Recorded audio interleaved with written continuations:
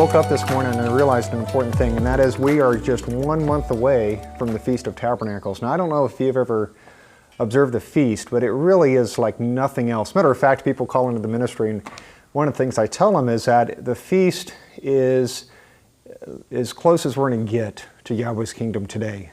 To spend 8 days in the wilderness with people of like faith, to focus on Yahweh's word. We have a worship service every morning. It just really is phenomenal. It's just such a blessing for everybody in attendance. Let me share with you some of the things we're going to do. This is our feast brochure, by the way. If you go to yrm.org and under the Feast of Tabernacles page, you'll see a link to this, and you'll see what we're doing and what's all involved. But again, let me share with you some of the activities we're doing this year. Again, number one, we have a 10:30 a.m. Worship service every morning, and that's important because we're there to worship Yahweh first and foremost, and we do just that.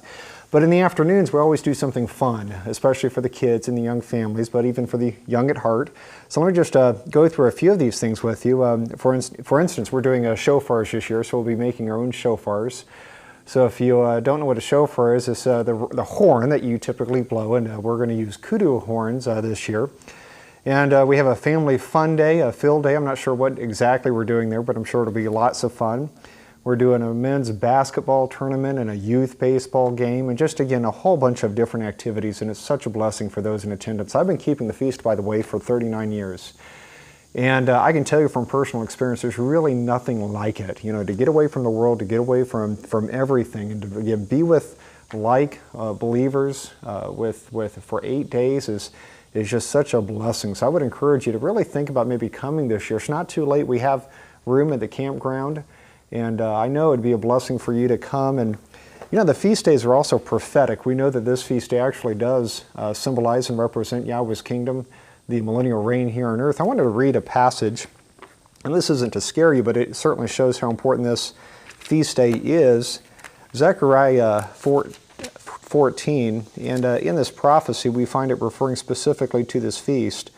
It says, "And it shall come to pass, everyone that is left of all the nations that came up against Jerusalem." This is speaking about Armageddon, when the armies come against the city, as we find also in Zechariah 12 and Revelation 16. But it says, "Shall go up from year to year to worship the King, Yahweh of hosts, and to keep the Feast of Tabernacles. And it shall be that whosoever will not come up of all the families of the earth unto Jerusalem to worship the King Yahweh of hosts, even upon them there shall be no rain." Now listen to what it says here. I think this next verse is so important. It says, "And if the family of Egypt go not up, and come not, that have no rain, there shall be the plague wherewith Yahweh will smite the heathen that come not up to keep the Feast of Tabernacles." So we see in the millennium, in this coming kingdom, the feast days will be an absolute requirement. If you don't do it, Scripture says we're going to receive the plague of no rain. Now we also know that the feast days were obviously kept in the old, and you know, if you look, and you don't have to look very hard, you'll see that the feast days were also observed in the New Testament with Joshua and the apostles. Matter of fact, in John chapter 7, we find there that Joshua observed this very feast. So again, we'd like to encourage you to maybe think about coming to join us this year. Such a blessing to again come out for 8 days with people of like faith, to worship Yahweh, to have fun, to participate. And it's fun for everybody, believe me. It's fun for the old, it's fun for the young, it's fun for those in the middle. It really is a great time. So again, I would like to encourage you to come this year and participate and join us. And until next Coffee with Randy, may Yahweh bless you.